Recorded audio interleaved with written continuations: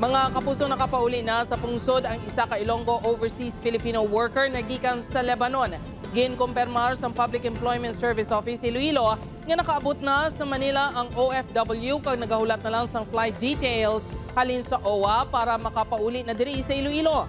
May 4 pa ka Ilonggo OFWs nga yara subong sa isa ka shelter sa Lebanon kag nagahulat na lang sang schedule nga makapauli sa Pilipinas. Ginahanda na sa Peso Iloilo ang financial assistance sa repatriated OFWs. 10,000 pesos ang sarang nga mabaton sa mga apektado. Magluwas sini may yara man sa bulig na gikan sa national government.